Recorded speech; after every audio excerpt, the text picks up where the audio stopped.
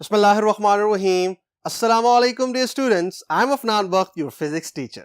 In today's lecture, we are going to take a review of chapter number 15, that is AC. So, let us get straight into it. Now, सबसे पहले आपको ये पता होना चाहिए कि what is alternating current. Now, चूंकि आप लोग पढ़ गए हो, it is actually a current कि जिसका magnitude और direction दोनों change होते हैं with the passage of time. Right dear students?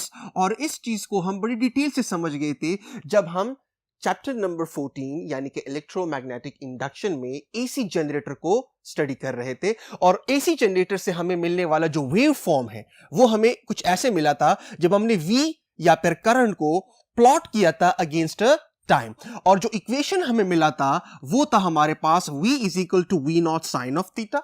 Right, इसका मतलब ये है कि अल्टरनेटिंग करंट जनरेटर जो आपको वोल्टेज या करंट देगा उसकी जो वेरिएशंस होंगी with the passage of time वो साइनोसाइडल होंगी यानी कि साइन की तरह वेरिएशंस होंगी. अगर आप ये देख लो तो ये एक्चुअली साइन का ग्राफ शो करता है. ठीक है डियर स्टूडेंट्स, और वही वैल्यूज आप फिर क्या करते हो, पीक वैल्यूज के साथ मल्टीप्लाई करते हो तो आपको इंस्टेंटेनियस वैल्यूज मिल जाती हैं. सो यही से हम ये भी डिफाइन कर लेते हैं कि ये पीक वैल्यूज क्या है और इंस्टेंटेनियस वैल्यूज क्या है. सो अगर आप ग्राफ को देख लो of alternating voltage और करंट वर्सेस टाइम, सो आपको क्या मिलेगा, आपको ग्राफ कुछ ऐसे मिलने वाला है कि ग्राफ की दो वैल्यूज होंगी जो कि सबसे ज्यादा होंगी. एक ये है इन द पॉजिटिव वैल्यूज और एक ये है in the negative values. Right, in values को हम कहते हैं पीक वैल्यूज जिसको हम रिप्रेजेंट करते हैं जिसको हम रिप्रेजेंट करते हैं by V naught and I naught. Right dear students, अगर आपने v को t के साथ यहां पर ग्राफ किया हुआ है सो ये रिप्रेजेंट करेगा किस चीज को, ये रिप्रेजेंट करेगा v नॉट को. राइट, और ये रिप्रेजेंट करेगा किस चीज को, माइनस वी नॉट को. और अगर आपने करंट का प्लॉटिंग किया हुआ है किसके साथ, टाइम के साथ, सो यही वैल्यू रिप्रेजेंट करेगा माइनस आई नॉट को और ये रिप्रेजेंट करेगा प्लस आई नॉट को, जबकि इस पॉइंट पे आपके पास i या फिर v की वैल्यूज क्या है, 0 है. राइट डियर स्टूडेंट्स, सो ये साइनोसाइडल वेरिएशंस है. अब आते हैं इंस्टेंटेनियस वैल्यूज पे. याद रखिएगा ये पीक वैल्यूज है. राइट, और ये जो इस साइड पे आपको नजर आ रहा है ये इंस्टेंटेनियस वैल्यूज है. राइट, इंस्टेंटेनियस वैल्यूज किसे कहते हैं, वो वैल्यूज जो कि किसी भी इंस्टेंट पर हो. राइट, फॉर एग्जांपल अगर यहां पर आप देख लो सो हर एक टाइम पर, हर एक इंस्टेंट पर मुझे करंट और वोल्टेज की मुख्तलिफ वैल्यूज मिल रही हैं. सो ये हर एक वैल्यू को हम क्या कहेंगे, इंस्टेंटेनियस वैल्यूज. और जब आप तमाम इंस्टेंटेनियस वैल्यूज को जोड़ते हो तो आपको एक्चुअली एसी का ग्राफ मिल जाता है या प्लॉटिंग मिल जाती है ऑफ अल्टरनेटिंग वोल्टेज और current against time. Right dear students, so ये जितने भी मैं डॉट्स बना रहा हूं, राइट, ब्लैक डॉट्स, ये हर एक डॉट जो है रिप्रेजेंट करता है एक एक अल्टरनेटिंग क्वांटिटी के इंस्टेंटेनियस वैल्यूज को. राइट डियर स्टूडेंट्स, राइट, नाम से ही जाहिर है it is the values of voltage and current at any instant of time. Right dear students, जबकि इन्हीं इंस्टेंटेनियस वैल्यूज में से दो ऐसी वैल्यूज होंगी जो कि सबसे पीक पर होंगी तो उन इंस्टेंटेनियस वैल्यूज को फिर हम क्या कह देते हैं, पीक वैल्यूज. देखिए ये भी एक इंस्टेंट पर है, राइट, ये भी एक इंस्टेंट पर है, लेकिन इन इंस्टेंटेनियस वैल्यूज को हम कहते हैं peak values. Is this clear और नॉट? राइट, अगर आप लोगों को याद हो अल्टरनेटिंग करंट जनरेटर में सो हमारे पास इलेक्ट्रिसिटी कैसे जनरेट हो रही थी, what you did was that you rotated a loop और coil inside magnetic field. Right, तो रोटेशन के दौरान अगर आप देख लो तो आपके पास मुख्तलिफ पॉइंट्स पर जो है मुख्तलिफ वैल्यूज आती थी जो हमने प्लॉटिंग की और दो वैल्यूज ऐसी आती थी कि वो मैक्सिमम आती थी, एक प्लस में और एक नेगेटिव में. प्लस में मींस कि अगर करंट की पोलैरिटी एंटी क्लॉकवाइज है तो नेगेटिव में मींस कि उसकी पोलैरिटी उल्टी होके क्लॉकवाइज आ जानी है. ठीक है dear students, so this was all about the wave form. अब हम आते हैं एक बहुत ही इंपॉर्टेंट कॉन्सेप्ट की तरफ, वो है हमारे पास फेज वेक्टर, या जिसे हम कभी कभार फेजर भी कह देते हैं. Now what is phase vector? It is actually a rotating vector used to represent the instantaneous values of alternating current और alternating voltage. Right, let me explain. जिस तरह से आप लोग पढ़ गए हो this is a wave form. Right, अब यहां पर अगर आप देख लो तो हर एक इंस्टेंट पर वैल्यू जो है वो मुख्तलिफ है. जैसे ही टाइम गुजरता जाता है वैल्यूज जो है वो बदलती चली जाती हैं. सो हर एक इंस्टेंट पर अल्टरनेटिंग वोल्टेज या अल्टरनेटिंग करंट की वैल्यूज को रिप्रेजेंट करने के लिए हम एक रोटेटिंग वेक्टर का सहारा लेते हैं. और वो रोटेटिंग वेक्टर जब कंप्लीटली रोटेट हो जाए एक रेवोल्यूशन कंप्लीट कर ले यानी कि 360 डिग्रीज कंप्लीट कर ले, तो यहां पर आपको एक वेव फॉर्म मिल जाता है। फॉर एग्जांपल अगर मैं यहां पर कहूं कि यहां पर आपके पास रोटेटिंग वेक्टर जो है वो यहां पर मैं ड्रॉ कर लेता हूं, this is a rotating vector, right, इसे हम फेजर कहेंगे। अब ये जैसे ही ऐसे मूव करता है, लेट अस से ये यहां पर आ जाता है,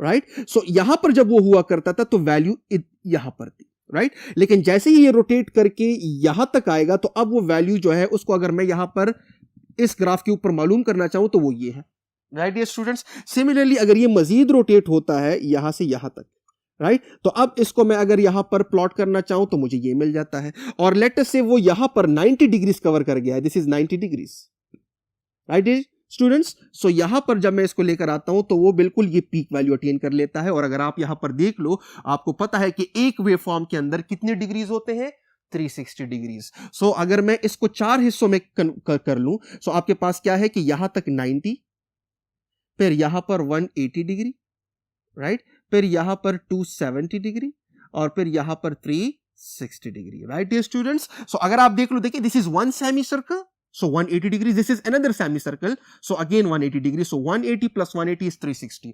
और यहां पर भी जब रोटेटिंग वेक्टर जो है वो क्या करेगा, जब पूरा रेवोल्यूशन का हाफ कवर कर लेगा यानी कि इधर से ऑल द वे इन यहां तक आ जाएगा, सो आप देखोगे कि आपके पास ये सेमी सर्कल बन जाएगा।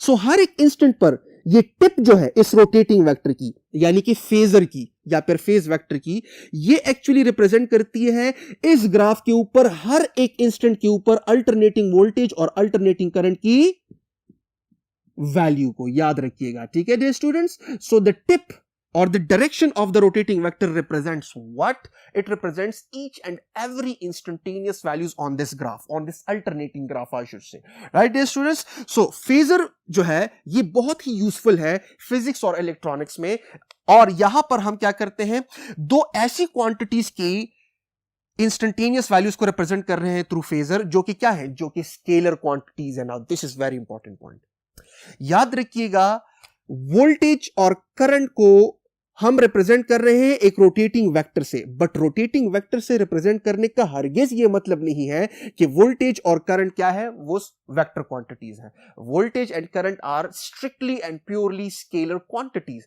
हम सिर्फ यहां पर ट्रिक ये कर रहे हैं कि उनकी इंस्टेंटेनियस वैल्यूज को एक रोटेटिंग वेक्टर के जरिए से रिप्रेजेंट करते हैं, ठीक है डियर स्टूडेंट्स, ताकि हमारे लिए चीजें जो है वो आसान हो जाए, जिसको आप जो है चैप्टर में समझ भी गए हो। और इसी रोटेटिंग वेक्टर के थ्रू हम क्या करेंगे, AC through R, AC through L और AC थ्रू C को डिटेल से समझेंगे बाय अ फेजर डायग्राम।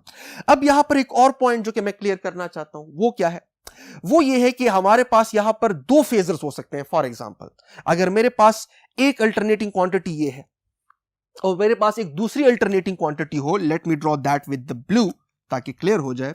सो वो अल्टरनेटिंग क्वांटिटी लेटर से स्टार्ट होती है यहां से यहां तक। अब अगर आप ये ब्लू अल्टरनेटिंग क्वांटिटी देख लो, जो कि ब्लू है, बिकॉज ये भी चेंज हो रहा है ना, हर एक इंस्टेंट पर वैल्यू जो है वो मुख्तलिफ हो रही है। सो आपके पास दो ग्राफ्स है, दो अल्टरनेटिंग क्वांटिटीज है। लेट मी से कि जो रेड वाला है ये आपके पास वोल्टेज है, राइट राइट, और जो ब्लू वाला है ये आपके पास क्या है, ये आपके पास लेट से करंट है, राइट। नाउ दोनों ही अल्टरनेटिंग क्वांटिटीज है, लेकिन अगर आप देख लो दोनों के रोटेटिंग वेक्टर्स जो है वो आउट ऑफ फेज है। कैसे? फॉर एग्जांपल अगर एक का rotating vector, let me wipe this off to explain it, अगर एक का रोटेटिंग वेक्टर यहां से स्टार्ट होता है यानी कि वोल्टेज का, बिकॉज वोल्टेज का ग्राफ इधर से स्टार्ट हुआ है, सो करंट का रोटेटिंग वेक्टर एक्चुअली यहां से स्टार्ट हो रहा है। अगर आप देख लो, सो करंट को अगर मैं बैक साइड पे एक्सटेंड कर लूं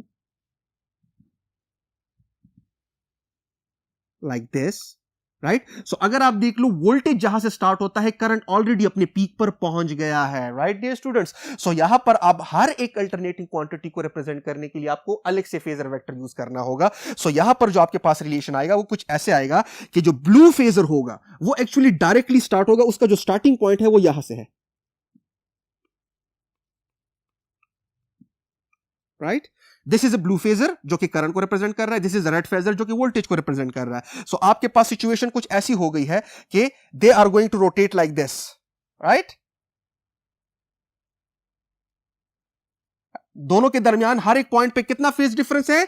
90 का, राइट? और 90 का फेज डिफरेंस, ये आपके पास फेज डिफरेंस हुआ जिसको हम phi से रिप्रेजेंट करेंगे, राइट? और कौन यहां पर लीड कर रहा है? करंट लीड कर रहा है बाय 90 डिग्री, राइट? सो यहां पर एक और इंपॉर्टेंट चीज याद रखिएगा कि हमारे पास दो ट्राइगोनोमेट्रिक रेशियोज हैं, वो है आपके पास क्या? Sine and cos. Now sine and cos का अगर आप देख लो, सो ये आपके पास साइन का ग्राफ है रेड, और ये जो है ये आपके पास कॉस का ग्राफ है। बिकॉज अगर आप साइन 0 पुट कर लो, यहां पर 0 डिग्री है ना, sine of 0 is actually 0, but cos of 0 is actually 1, वो अपने पीक पर होता है, राइट? सो यहां पर एक बहुत इंपॉर्टेंट रिलेशनशिप जो कि आपको पता होने चाहिए, और वो क्या है? वो ये है कि cos of theta is actually equal to sine of theta, लेकिन थीटा के फेज में जब आप 90 ऐड करते हो, 90 मींस पाई बाय 2, राइट? तब आपके पास जो है वो कॉस आता है। इसका मतलब यह है कि कॉस जो है वो साइन को लीड करता है by how much? By 90 degree. ठीक है डियर स्टूडेंट्स? सो आपके पास जो रेड है ये एक्चुअली साइन का ग्राफ है, जबकि ये जो ब्लू है ये एक्चुअली कॉस का ग्राफ है, राइट? ये एक्चुअली ऐसे ही है कि आपने क्या कर दिया, साइन के ग्राफ को बाय 90 पीछे लेकर आ गए हो, राइट? सो यहां पर आप कैसे कह सकते हो कि आप क्या कर रहे हो कि कॉस के ग्राफ को बाय 90 आगे लेकर चले गए हो, तो साइन का बन जाता है, right? So when you differentiate sine with the passage of time you get cos, right? और you can call cos as the what? As the slope of sine, right dear students? अगर आप यहां पर देख लो तो साइन के अंदर ज्यादा चेंज आ रहा है यहां पर, राइट? तो जब ज्यादा चेंज, तो उसका जो स्लोप है जिसे हम कॉस कहते हैं वो अपने पीक पर होगा, लेकिन जब वो इधर तक पहुंचता है तो यहां पर उसकी जो डायरेक्शन है वो बिल्कुल फ्लैट हो जाती है, तो स्लोप 0। जब स्लोप 0, तो the slope of the sine is called cos, तो कॉस की जो वैल्यू है वो 0 पर चली जाती है, यानी cos of 90 is 0। So that was a very important thing, right? जिसको हम यूज करने वाले हैं आगे रिव्यू में, और जिसको आप बहुत बार बार पढ़ भी गए हो। सो याद रखिएगा, जिस क्वांटिटी के साथ कॉस आ जाए वो लीड करेगा, जिसके साथ साइन आ जाए वो लैग करेगा, राइट? बिकॉज कॉस जो है वो साइन को हमेशा बाय 90 लीड करता है। अब हम क्या करने जा रहे हैं डियर स्टूडेंट्स? अब हम क्या करेंगे? अब हम अप्लाई करेंगे एसी सोर्स को to resistor, then to capacitor and then to inductor individually, और फिर हम क्या करेंगे? उनको कपल्ड की शक्ल में लेकर आएंगे, और आखिर में हम RLC की तरफ जाएंगे। So now let us move on to the next board. Now dear students, let us apply alternating current source to what? To pure resistor. अगर आप देख लो, सो यहां पर हमने एक अल्टरनेटिंग वोल्टेज सोर्स लिया हुआ है, जिसको हमने क्या किया हुआ है? रेजिस्टर को अप्लाई किया हुआ है। सर्किट के अंदर आपको रेजिस्टर के अलावा और कोई चीज नजर नहीं आ रही, और अब हम देखना चाह रहे हैं कि रेजिस्टर जो है वो अल्टरनेटिंग करंट वोल्टेज सोर्स को कैसे जो है वो बिहेव करता है। सो सबसे पहले आपको पता होना चाहिए कि the equation for the voltage, जो कि आप डिटेल से समझ गए हो in the chapter, that came out to be equal to V is equal to V not sine of theta, और करंट के लिए जो इक्वेशन जिसको मैंने रेड से लिखा है वो भी आपके पास I is equal to I not sine of theta ही आता है, because the circuit is purely resistive, and purely resistor में हम ओम्स लॉ अप्लाई कर सकते हैं, that is V is equal to IR। So R constant है, so V is directly related to I। इसका मतलब यह है कि सर्किट में वोल्टेज जब अपनी पीक वैल्यू को अटेन करेगा, करंट भी उसी टाइम पर या उसी इंस्टेंट पर अपनी पीक वैल्यू को अटेन करेगा। सो यहां पर अगर आप देख लो, both V and I are in phase. क्यों इन फेज? बिकॉज यहां पर भी साइन है, यहां पर भी साइन है, सो दोनों के अंदर जो वेरिएशंस है वो साइन के थ्रू होंगी, राइट डियर स्टूडेंट्स? सो जब दोनों वेरिएशन सेम है, सो अगर आप ग्राफिंग को देख लो, ब्लू वन रिप्रेजेंट्स वोल्टेज, जबकि रेड वन रिप्रेजेंट्स करंट। सो अगर आप देख लो, सो जहां पर वोल्टेज 0 है वहां पर करंट भी 0 है, राइट? यहां पर अगर मैं कहूं कि ये टाइम के अगेंस्ट में प्लॉट कर रहा हूं किस चीज को?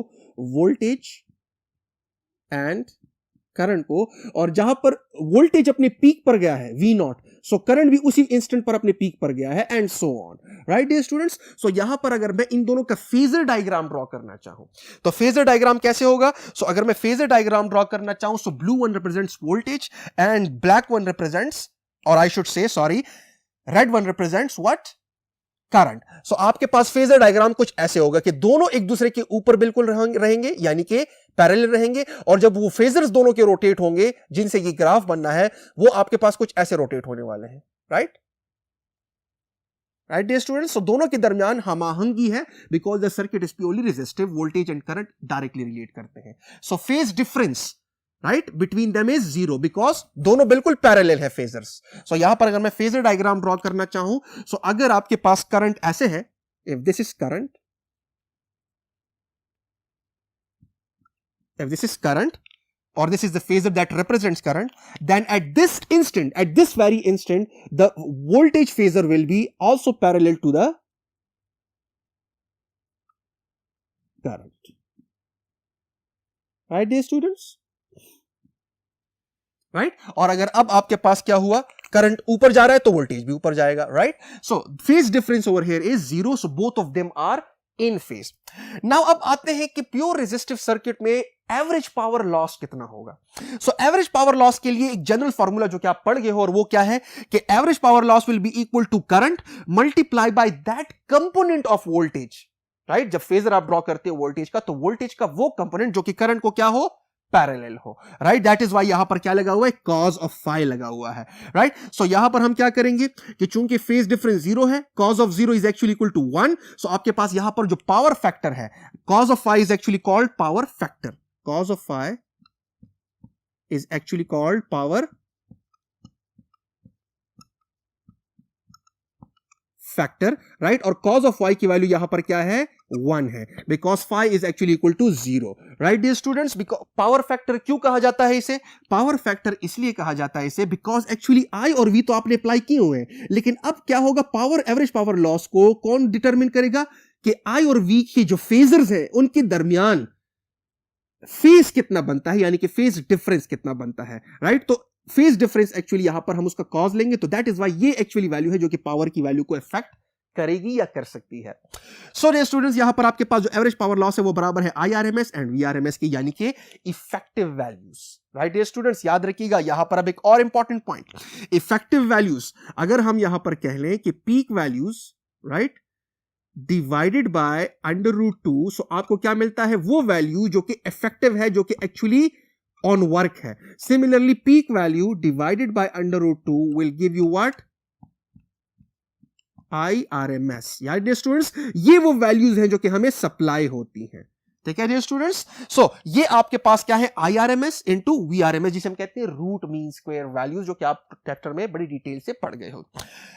नाउ डियर स्टूडेंट्स, यहां पर अगर आप देख लो, सो रेजिस्टर जो है वो डीसी और एसी को सेम बिहेव करता है। याद रखिएगा VRMS और IRMS को आप इस तरह भी समझ सकते हो कि अगर हम रेजिस्टर के साथ एक डीसी सोर्स लगाएं, सो डीसी सोर्स को वो जिस वैल्यू की तरह बिहेव करेगा, या डीसी सोर्सेस के जो वोल्टेज होगा, एसी चूंकि चेंजिंग वोल्टेज है, सो एसी की वो वैल्यू जो कि डीसी की तरह बिहेव करेगी, वो एक्चुअली ये VRMS वैल्यूज हैं, behaves like a DC,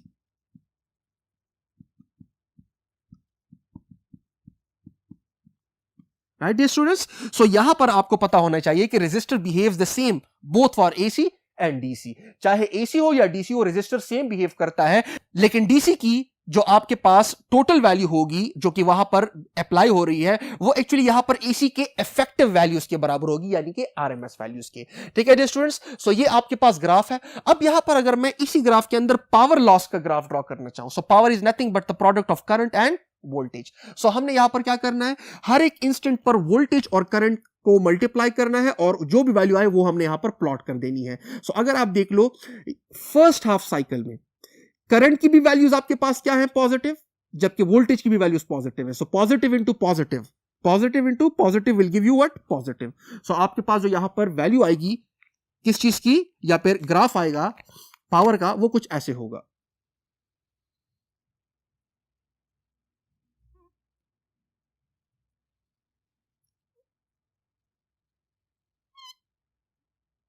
right dear students, तो ये आपके पास पावर का ग्राफ आया, राइट। लेकिन नेक्स्ट हाफ साइकिल में अगर आप देख लो, सो दोनों ही नेगेटिव है, अगेन नेगेटिव इंटू नेगेटिव क्या आ जाएगा, positive. So power will be again in the positive values, right. So ये जो ब्लैक ग्राफ आपको नजर आ रहा है, ये एक्चुअली पावर को रिप्रेजेंट कर रहा है, एवरेज पावर लॉस को रिप्रेजेंट कर रहा है, ठीक है dear students, because resistive is actually an energy dissipating device. So this is the whole behaviour of the resistor, जब आप क्या करते हो, जब आप उसको एसी अप्लाई करते हो। अब हम इसी तरह एसी अप्लाई करने लगे हैं टू इंडक्टर एंड कैपेसिटर, जिसके लिए हम जाएंगे अपने अगले बोर्ड की तरफ। So let us move on to the next board. Now dear students, let us apply AC to C and L, यानी कि कैपेसिटिव एंड इंडक्टिव सर्किट। तो सबसे पहले हम अप्लाई करेंगे टू C, राइट, और फिर हम उसके अंदर स्मॉल चेंजेस करेंगे, फिर L को अप्लाई कर देंगे। तो सबसे पहले हम अप्लाई कर रहे हैं AC source to a pure capacitive circuit. So जब प्योर कैपेसिटिव सर्किट में आप अप्लाई करते हो, सो याद रखिएगा वोल्टेज का जो इक्वेशन है जो कि आप चैप्टर में पढ़ गए हो, वो आता है V equal to V not sine theta, जबकि करंट का जो इक्वेशन है वो आता है I equal to I not cos of theta. So यहां पर अगर आप देख लो, करंट के साथ कॉज है, V के साथ साइन है, इसका मतलब है कौन लीड करेगा, करंट लीड करेगा, राइट। तो सबसे पहले आपने क्या कह देना है कि V and I are out of phase, and by how much they are out of phase, जितना कॉज और साइन के दरमियान फेज डिफरेंस है, और कॉज और साइन के दरमियान फेज डिफरेंस कितना है, वो है 90। So V and I are out of phase by 90 degree, और अगर रेडियन में एक्सप्रेस करना चाहते हो तो पाई बाय 2, राइट। और यहां पर अगर आउट ऑफ फेज है तो लीड कौन कर रहा है, राइट। सो हमेशा आपको पता है कि कॉज जो है वो लीड करता है साइन को। सो कॉज आपके पास करंट के साथ है, सो इट का मतलब ये है कि current will lead the voltage by 90 degree. So I leads V by 90 degree. अब अगर यहां पर मैं प्लॉटिंग करूं तो देखिए वोल्टेज को मैंने ब्लू से रिप्रेजेंट किया है, करंट को मैं रेड से रिप्रेजेंट करूंगा, राइट। और करंट जो है वो लीड में होगा। सो अब अगर मैं यहां पर करंट का ग्राफ भी ड्रॉ करना चाहूं, सो वो कुछ आपके पास ऐसे आएगा कि देखिए वोल्टेज जब जीरो है सो करंट अपने पीक पर है, और इसे भी हम यहां पर अब समझेंगे कि ऐसा बिहेवियर क्यों शो हो रहा है, राइट, कि वोल्टेज जीरो है जबकि करंट पीक पर है, ये भी हम समझने जा रहे हैं। लेकिन first let us plot it. So आपने प्लॉटिंग कुछ इस तरह से देखी होगी कि आपके पास करंट अपने पीक पर होगा। सो इसका मतलब है कि the value of current is going to move something like this.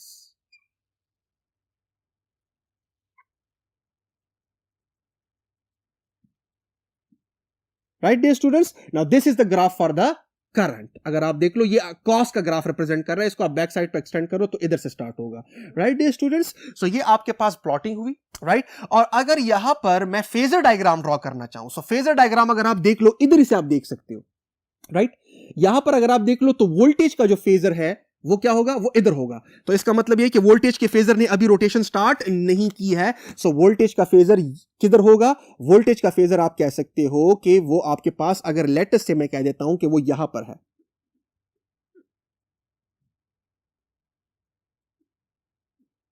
Right. This is VC। C means voltage across the capacitor, voltage across the capacitor, जो यहां पर पोटेंशियल डिफरेंस डेवलप होगा जब यहां पर चार्जेस आते जाएंगे, राइट डियर स्टूडेंट्स, और वो पोलैरिटी भी बदलती चली जाएगी। सो अगर यहां पर वोल्टेज ऐसा है, सो आप देखोगे करंट ने बाय 90 आगे रहना होगा। सो आप देखोगे कि करंट आपके पास किधर आएगा, करंट आपके पास इधर होगा। Let me draw that with the red ताकि आपको पता चले, because I have represented current with the red. So आपके पास करंट का जो फेजर है वो यहां पर होगा, this is current, right. So अगर आप देख लो फेज डिफरेंस कितना है, दैट इज 90 डिग्री। और कौन लीड कर रहा है, करंट लीड कर रहा है। It will be like this कि अगर आप देख लो this is voltage and this is current. So देखिए करंट जो है वो 90 ज्यादा कवर कर गया है। अगर मैं कहूं कि करंट यहां से यहां तक आया है, राइट, 360, सो वोल्टेज ने कितना कवर किया, वोल्टेज ने एक्चुअली 360 के बजाय 270 कवर किया है, ठीक है dear students. So this is the phase difference. अब हम इसको समझते हैं, राइट, उसके बाद हम पावर लॉस की तरफ जाएंगे। Now what does this mean कि करंट लीड करता है और वोल्टेज लैग करता है। सिंस यू पीपल नो कि याद रखिएगा, जैसे ही हम यहां पर स्विच को ऑन करते हैं और लेट अस से in the first half cycle आपके पास ये साइड पॉजिटिव है और ये साइड नेगेटिव है, सो होता ये है कि यहां पर पहले चार्जेस ने फ्लो करना होगा, राइट। अगर मैं कन्वेंशनल करंट फॉलो करूं, सो यहां पर पहले चार्जेस ने फ्लो करना होगा, तब यहां पर दरमियान में पोटेंशियल डिफरेंस डेवलप होगा ना। देखिए अगर यहां पर चार्जेस फ्लो ना करें सर्किट में, सो क्या यहां पर पॉजिटिव और यहां पर नेगेटिव चार्जेस आ सकते हैं, नहीं आ सकते। तो पहले सर्किट के अंदर करंट अपनी पीक वैल्यू पर जाएगा। जैसे ही करंट अपनी पीक वैल्यू पर जाता है तो प्लेट्स के ऊपर अपोजिट चार्जेस अकोमुलेट होना शुरू हो जाएंगे और दो प्लेट्स के दरमियान पोटेंशियल डिफरेंस जो है वो डेवलप होना शुरू हो जाएगा। बिकॉज आपको पता है कि यहां पर जो भी वोल्टेज डेवलप होगा, यानी कि VC दरमियान में potential difference between the plates of the capacitor, वो डायरेक्टली रिलेट करता है किस चीज के ऊपर, डायरेक्टली रिलेट करता है चार्जेस के ऊपर। दैट जिसे जो कि आपको पता है Q = CV इक्वेशन हम यहां से ला सकते हैं to convert this proportionality into equality, right dear students. So that is why पहले चार्जेस ने फ्लो करना होगा, यानी चार्जेस की जो फ्लो है, the rate at which the charges are flowing in a circuit, वो अपनी पीक को अटेन करेगा। तब उसके बाद उधर पोटेंशियल डिफरेंस डेवलप होगा दो प्लेट्स ऑफ द कैपेसिटर के दरमियान। So that is why current will lead the voltage by 90 degree. Now dear students, अब आते हैं एवरेज पावर लॉस में। नाउ देखिए लफ्ज क्या है, average power loss, right. Now capacitor is actually energy storing device, it never dissipates energy or it never loses energy, it actually stores it. और अगर एक हाफ साइकिल में उसने एनर्जी स्टोर की है तो अगले हाफ साइकिल में वो वही एनर्जी आपको वापस रिटर्न करेगा, राइट? बिकॉज अगर एक हाफ साइकिल में करंट ऐसे जा रहा है, सो अनदर हाफ साइकिल में करंट ने उल्टा आना है, सो जो एनर्जी उसने स्टोर की थी उसने वापस आपको दे दी। सही है जी। और किस फॉर्म में स्टोर की थी? In the form of a electric field. So याद रखिएगा यहां पर जब आप phi की वैल्यू 90 पुट करोगे, right, in the general equation for the power, so cos of 90 is actually equal to 0, and 0 multiplied by anything will be 0. So that is why average power loss by a pure capacitive circuit is 0, right dear students? Because it is an energy storing device. Energy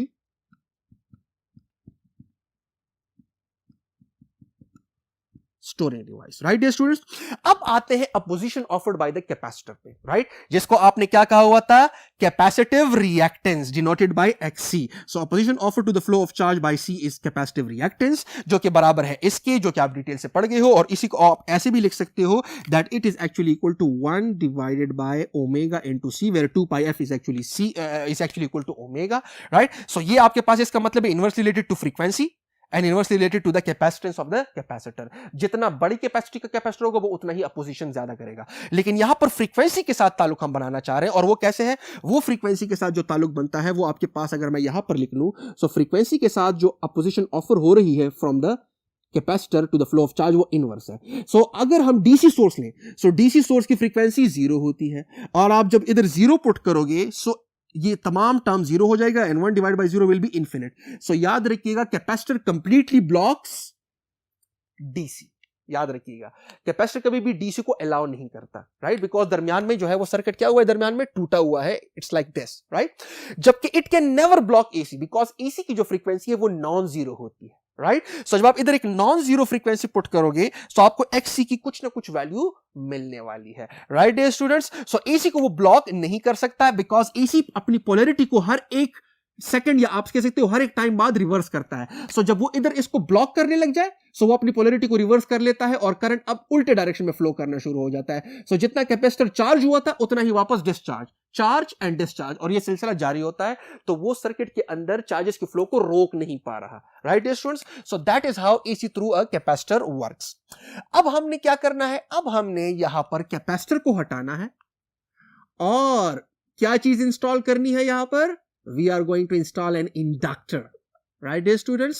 So अब हम क्या लगाएंगे यहां पर? Inductor, right? और जब inductor place करेंगे यहां पर, सो आपके पास क्या हो जाएगा? अब आपके पास सिचुएशन डिफरेंट हो जाएगी। सिचुएशन कुछ ऐसे डिफरेंट हो जाएगी, देखते जाएं, कि जो वोल्टेज का इक्वेशन है उसके साथ कॉज आ जाएगा,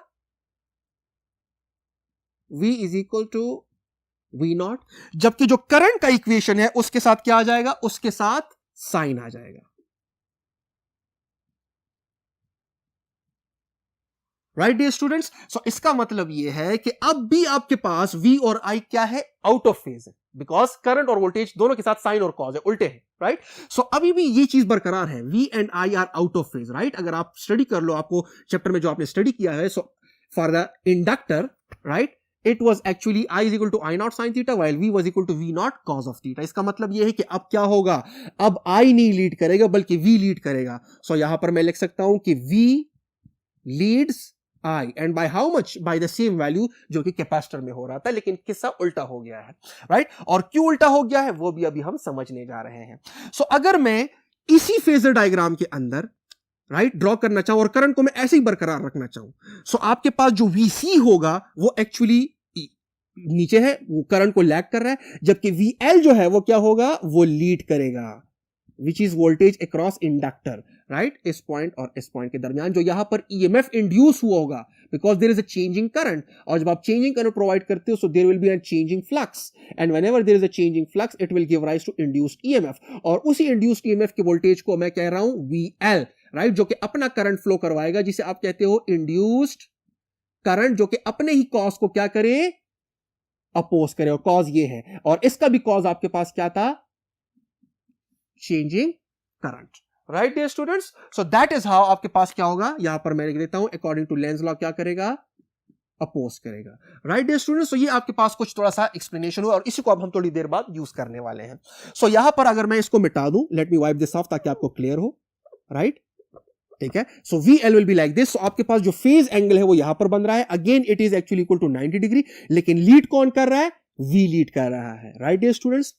अब हम इसी तरह से क्या करेंगे, इसी तरह से समझते हैं कि यहां पर V क्यों लीड कर रहा है, राइट। जिस तरह कि हमने समझा कि प्योर कैपेसिटिव सर्किट में करंट लीड करता है जबकि V लैग करता है, अब यहां पर हम समझेंगे कि V क्यों लीड कर रहा है। वो इसलिए लीड करेगा बिकॉज यहां पर जब EMF इंड्यूस होगा तो वो अपना करंट फ्लो करवाएगा, तो पहले तो इसने इंड्यूस होना है ना, फिर वो करंट फ्लो करवाएगा। सो नेट करंट का यहां पर तयन कौन करेगा, EMF, यानी कि VL, right dear students. So that is why आपके पास V लीड करेगा और करंट लैग में रहेगा। अब अगर मैं एवरेज पावर लॉस पे आ जाऊं, सो आपके पास again average power loss is 0, just like capacitor. क्यों, because again the phase difference between the two is 90 degree, 90 put करो, cos ऑफ 90 इज 0, राइट। तो आपके पास average power loss 0। So again it is actually an energy storing device, but यहां पर energy store हो रही है in the form of a magnetic field, ठीक है डियर स्टूडेंट्स। सो अब यहां पर हम क्या कर देते हैं, opposition offered to the flow of charge by what, by inductor is not called XL but XC, बल्कि इट इज कॉल्ड XL, जिसको हम कहते हैं इंडक्टिव रिएक्टेंस। और उसका जो मैथमेटिकल फॉर्मूला है वो हमारे पास कुछ ऐसे बनता है, that is actually equal to 2 pi FL। इसका मतलब यह है कि इंडक्टिव रिएक्टेंस जो कि XL कहलाता है वो क्या है, वो सोर्स की जो फ्रीक्वेंसी है उसको डायरेक्टली प्रोपोर्शनल है, राइट डियर स्टूडेंट्स। जितनी ज्यादा फ्रीक्वेंसी, राइट, उतना ही ज्यादा चेंज इन करंट। ज्यादा चेंज इन करंट मींस ज्यादा चेंज इन फ्लक्स, ज्यादा चेंज इन फ्लक्स मींस ज्यादा इंड्यूस्ड EMF यानी कि ज्यादा VL, right dear students. So that is why it will go कि आपके पास यहां पर जो चेंज इन करंट होगा यानी कि सोर्स का जो ओरिजिनल करंट होगा उसको अपोजिशन ज्यादा मिलेगी फ्रॉम दिस इंड्यूस्ड EMF या फिर उसका इंड्यूस्ड करंट की तरफ से। सो यहां पर हम क्या कह सकते हैं कि for DC frequency 0, so XL is also equal to 0। So याद रखिएगा L जो है, L अलाउज DC। इंडक्टर जो है वो डीसी पे काम ही नहीं करता, वो डीसी पे एनर्जी स्टोर ही नहीं करेगा, करेगा लेकिन not in a way that जो कि हम चाहते हैं। और यहां पर अगर हम एसी पे आ जाएं, so for AC, right, the frequency is non zero. So इसका मतलब यह है कि आपके पास क्या होगा कि L will always block, right, AC. और कितने ज्यादा ब्लॉक करेगा, जितना उस सोर्स की फ्रीक्वेंसी ज्यादा होगी उतना ही ज्यादा ब्लॉक करेगा, बिकॉज फ्रीक्वेंसी के साथ ताल्लुक जो है वो डायरेक्ट है। और यहां पर अगर आप देख लो, सो अगर आप देख लो यहां पर ग्राफ जो है वो भी उल्टे हो जाएंगे। वोल्टेज का ग्राफ जो है, यहां पर मैं इसको बता देता हूं कि देखिए मैंने यहां पर उल्टा लिखा हुआ है। सो यहां पर मैं कह देता हूं कि आपके पास यहां पर ब्लू को मैं करंट से रिप्रेजेंट कर लेता हूं ताकि आपको क्लियर हो जाए, बिकॉज यहां पर मैंने ब्लू को करंट किया हुआ है। सो this is current now, right, and red को मैं दे देता हूं किस चीज की रिप्रेजेंटेशन के लिए, वोल्टेज की रिप्रेजेंटेशन के लिए। सो अगर आप देख लो वोल्टेज आपके पास ये रहा, right, take what students. So यहां पर अगर आप देख लो, अब आपके पास रेड जो है वो लीड कर रहा है, ब्लू लैग कर रहा है, जबकि ब्लू अब करंट को रिप्रेजेंट कर रहा है और रेड जो है वो वोल्टेज को रिप्रेजेंट कर रहा है, VL, राइट डियर स्टूडेंट्स। सो आपके पास ये ग्राफ कुछ ऐसे आया। अब अगर यहां पर मैं एवरेज पावर लॉस की बात करूं, सो एवरेज पावर लॉस क्या है, दोनों में ही जीरो है। सो याद रखिएगा, आई शुड से L और C में जो कॉमन चीज है वो क्या है कि एवरेज पावर लॉस दोनों में ही जीरो है। V और L जो है वो आउट ऑफ फेज है by 90 degree, right dear students. अब हम क्या करेंगे, अब हम यह AC सोर्स जो है वो अप्लाई करेंगे टू RL एंड RC, जिसके लिए हम जाएंगे अपने पहले बोर्ड की तरफ। So let us move on to the first board.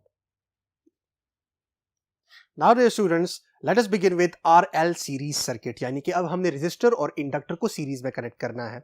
सो अगर आप देख लो, here is resistor and here is inductor, this is R, this is L, और दोनों को हमने सीरीज में कनेक्ट किया है विद द AC सोर्स। सो अगर आप देख लो तो यहां से लेकर यहां तक रीजन में करंट और वोल्टेज ने इन फेज रहना है, राइट, जबकि यहां से लेकर यहां तक रीजन ने करंट और वोल्टेज ने आउट ऑफ फेज रहना है, जिस तरह कि अभी हम पढ़ चुके हैं, राइट डियर स्टूडेंट्स। यहां पर करंट और वोल्टेज इन फेज, यहां पर आपके पास आउट ऑफ फेज, और यहां पर कौन लीड करेगा, वोल्टेज लीड करेगा।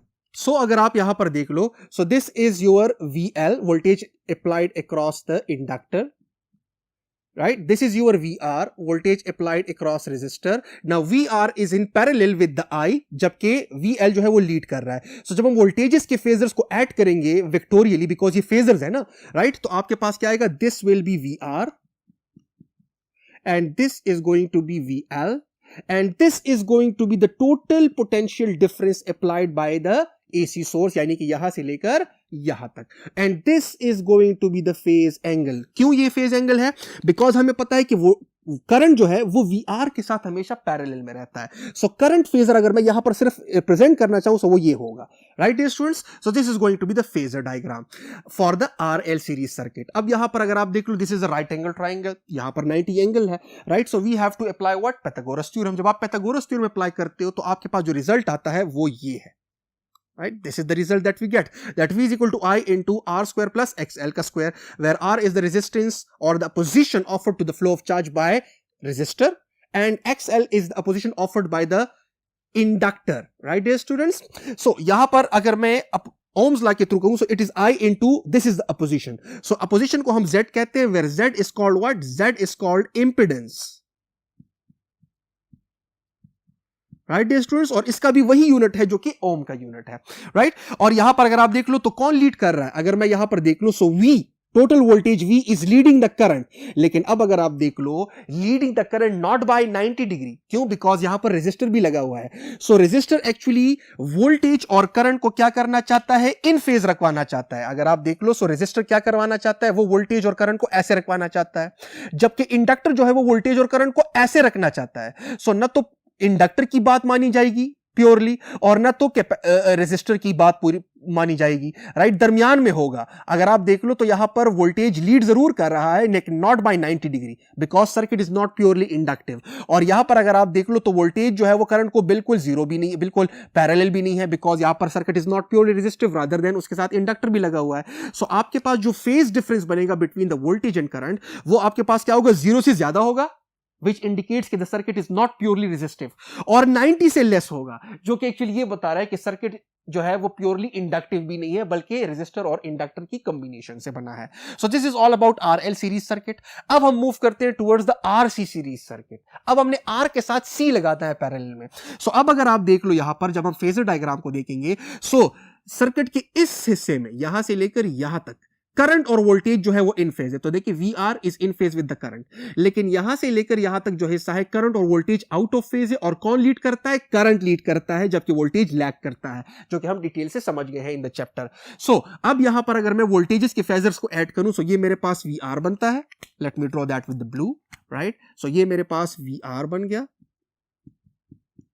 राइट. और इसका टेल उठाकर इसकी हेड पे रख दें VC का, सो आपके पास क्या हो जाएगा? ये आपके पास VC हो जाएगा. सो ये आपके पास टोटल वोल्टेज हो गया, जो कि अप्लाई कर रहा है कौन? AC source. एंड करंट जो है वो किधर लाई करेगा? वो हमेशा VR को पैरेलल होगा. So this is going to be current, right. So phase difference जो है वो ये है, राइट डियर स्टूडेंट्स. अगेन अगर आप देख लो, सो आपके पास फेज डिफरेंस ना तो 0 है और ना 90 है, राइट. क्यों? बिकॉज सर्किट ना तो प्योरली रेजिस्टिव है, ना प्योरली कैपेसिटिव है, बल्कि it is a combination of both.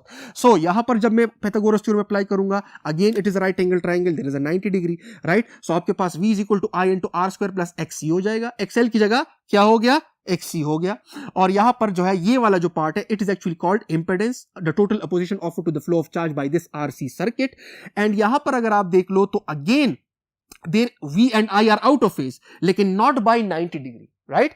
Because circuit is not purely capacitive. So आपके पास यहां पर कौन लीड करेगा? I लीड करेगा, बिकॉज यहां पर अब इंडक्टर के बजाय कैपेसिटर लग गया है. So I leads V by how much? By an angle again greater than 0, which shows that circuit is not purely resistive, right, and less than 90, which again shows that circuit is not purely capacitive, right dear students. So this is about RC and RL circuit. अब हम क्या करेंगे? अब हम combination लाएंगे इन तीनों का, that R, L और C, और यही फेजर डायग्राम जो है ये हम यूज करेंगे और देखेंगे कि हमारे पास कैसी सिचुएशन बनती है. So let us move on to the next board.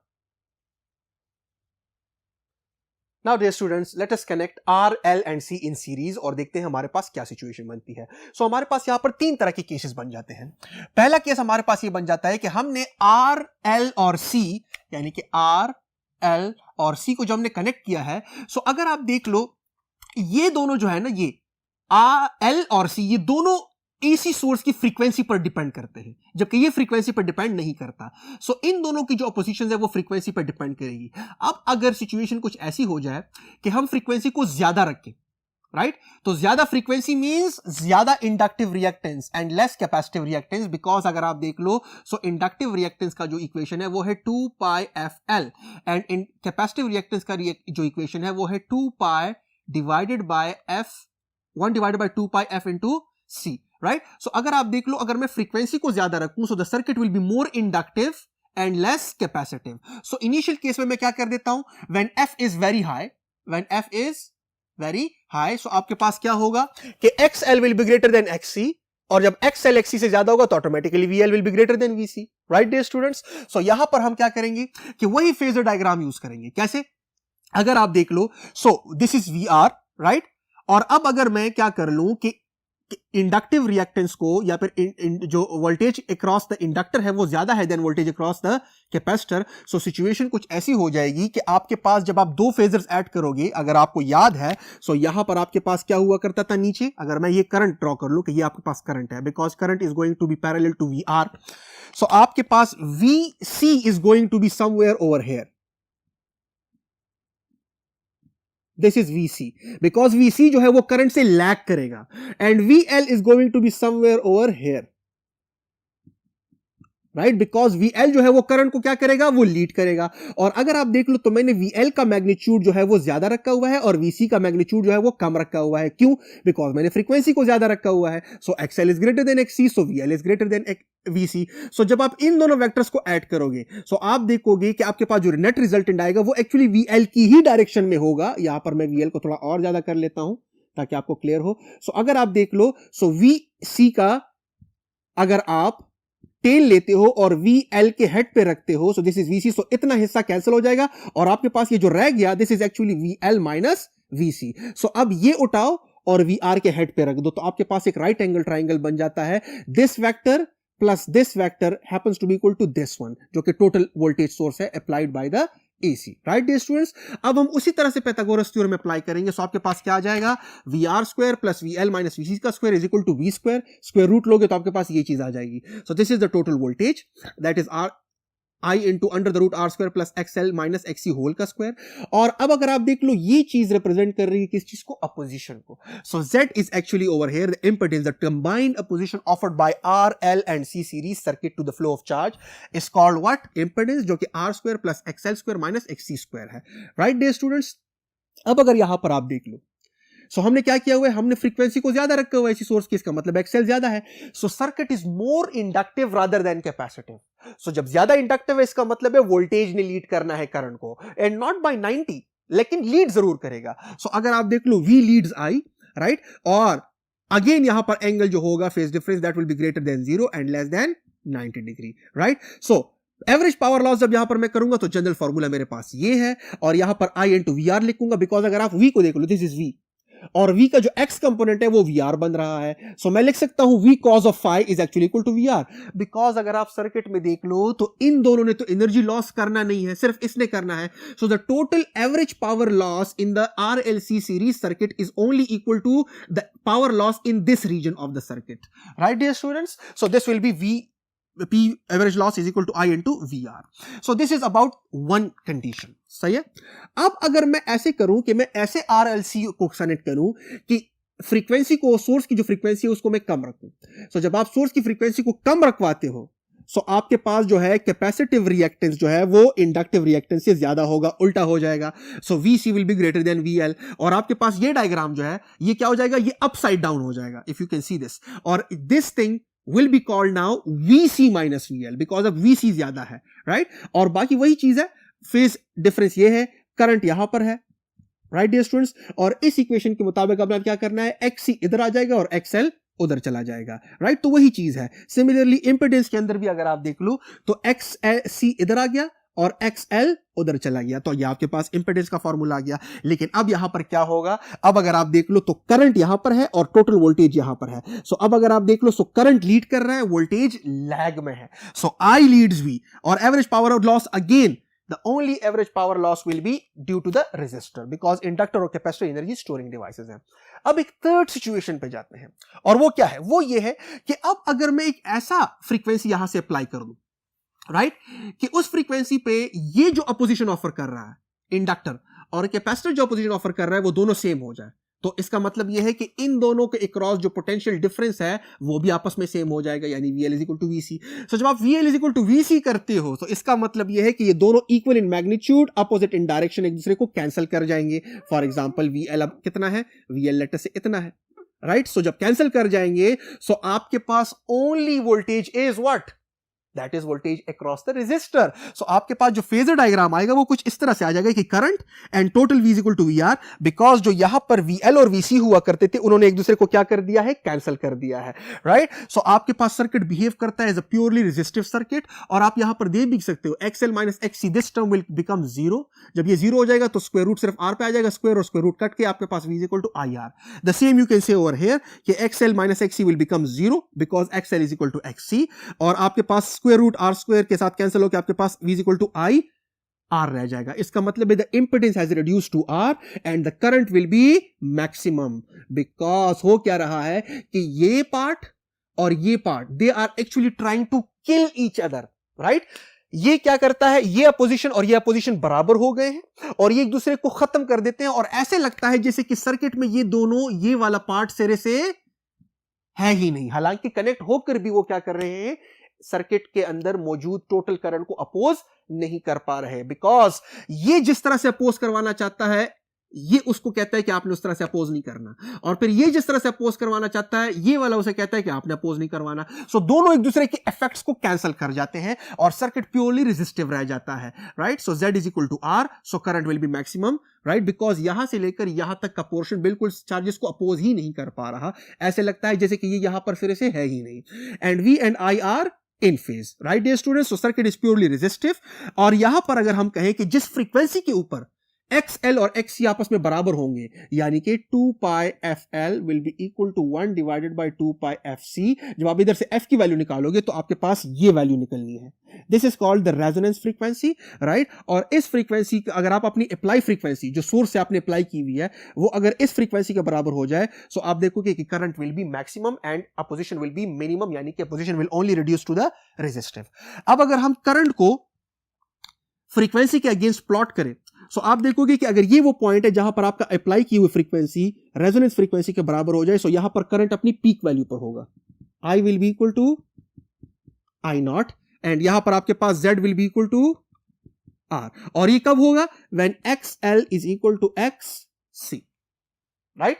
अब इस पॉइंट की इस तरफ अगर आप देख लो, इस तरफ जो फ्रीक्वेंसीज हैं आपकी अप्लाई वो क्या है, वो रेजोनेंस फ्रीक्वेंसी से लेस है। जब रेजोनेंस फ्रीक्वेंसी से लेस है तो इसका मतलब है कि ये वाला जो सर्किट है इस पॉइंट की इस तरफ जो पॉइंट है ये एक्चुअली कौन सी सिचुएशन को रिप्रेजेंट करता है, जब फ्रीक्वेंसी लेस हो। जब फ्रीक्वेंसी लेस हो इसका मतलब है कि यहां पर circuit is more capacitive and less inductive. So यहां पर हम क्या कहेंगे कि XC, right, is greater than XL, right dear students. जबकि इस पॉइंट की उस साइड पे जो सिचुएशन है वो आपके पास क्या है कि F applied is greater than FR, इसका मतलब है the circuit is more inductive rather than capacitive. जबकि इस पॉइंट पे equally inductive and equally capacitive, so एक दूसरे के इफेक्ट कैंसिल कर जाते हैं और सर्किट सिंपली रह जाता है क्या, purely resistive. So this is about RLC series and circuit, और रेजोनेंस कंडीशन इसलिए कहा जाता है बिकॉज करंट अपनी पीक पर चला जाता है। And this is about the phasor diagram of the RLC series circuit at resonance condition, which is exactly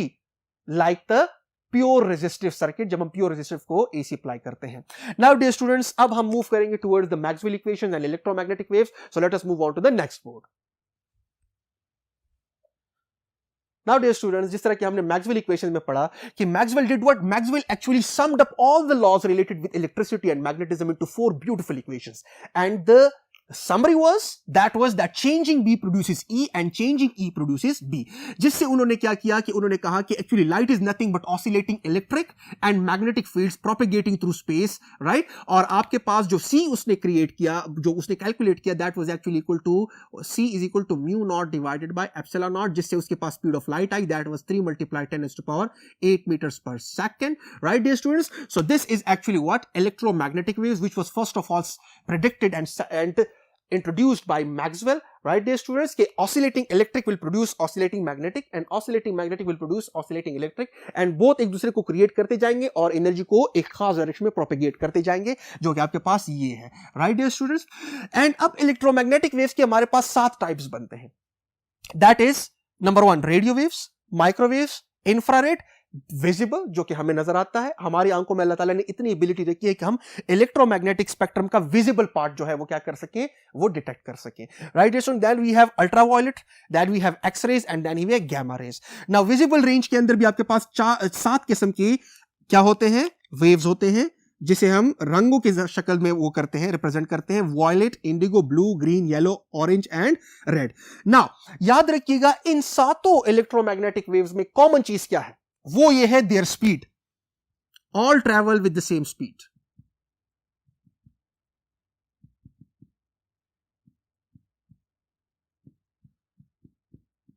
and that is C, all of them travel or moves with this speed, that is 3 into 10 raised to power 8 meters per second, all of them। लेकिन इन सातों में से किसी की भी frequency किसी भी दूसरे की फ्रीक्वेंसी के साथ मैच नहीं करती और ना किसी का वेवलेंथ किसी दूसरे के साथ मैच करता है। याद रखिएगा जब हम इस तरह जाते हैं, सो याद रखिएगा फ्रीक्वेंसी में राइज आ रहा है, इसका मतलब है सबसे कम तरीन फ्रीक्वेंसी रेडियो वेव्स की है, फिर माइक्रोवेव्स की फ्रीक्वेंसी थोड़ी ज्यादा, इंफ्रारेड की थोड़ी ज्यादा, फिर विजिबल की थोड़ी ज्यादा। अब विजिबल के अंदर भी अगर मैं देखूं तो सबसे कम तरीन फ्रीक्वेंसी रेड की है, right. That is why red की स्कैटरिंग जो है वो बहुत ज्यादा है, राइट। फिर ऑरेंज, फिर येलो, फिर ग्रीन, फिर इस तरह ज्यादा होता जाए। और विजिबल रीजन के अंदर सबसे ज्यादा फ्रीक्वेंसी वाली जो वेव है वो है वॉयलेट, राइट। देन वॉयलेट से थोड़ी सी फ्रीक्वेंसी ज्यादा करते हो तो आप किस रेंज में एंटर होते हो, अल्ट्रा वॉयलेट। और रेड से थोड़ी सी फ्रीक्वेंसी आप कम करते हो तो आप किस में आते हो, infrared, right dear students. So that is how it is done. So then ultraviolet, फिर अल्ट्रा वॉयलेट ज्यादा frequency X rays, and the most energetic part of electromagnetic spectrum is called gamma rays, right dear students. और इसी तरह अगर हम इस तरफ जाएं तो वेवलेंथ में क्या आती है, कमी आती है, राइट। सो सबसे कम, अब सबसे ज्यादा वेवलेंथ रेडियो वेव्स का, फिर उससे थोड़ा कम माइक्रोवेव्स का, फिर थोड़ा और कम इंफ्रारेड, फिर और कम विजिबल, और सबसे कम तरीन वेवलेंथ गामा रेज का है, राइट। सो आपके पास अगर सिचुएशन है तो अगर हमें सी को लिंक करना चाहो फ्रीक्वेंसी और वेवलेंथ के साथ, so you know that C is equal to F lambda, since C has constant for all of them. So इसका मतलब है कि जिसकी फ्रीक्वेंसी ज्यादा उसका वेवलेंथ कम, या उल्टा भी कह सकते हो कि जिसकी फ्रीक्वेंसी कम उसका वेवलेंथ ज्यादा, right dear students. So this was all about electromagnetic waves, detail से हमने समझा और बुक के अंदर इनके वेवलेंथ्स की रेंजेस जो है वो दी गई हैं, you can watch it over there. So dear students, आज के लेक्चर में हमने एसी यानी कि चैप्टर नंबर 15 का रिव्यू लिया डिटेल के साथ। आई बिलीव आपके लिए काफी हेल्पफुल रहा होगा। मिलते हैं नेक्स्ट लेक्चर में, तब तक के लिए अल्लाह हाफिज।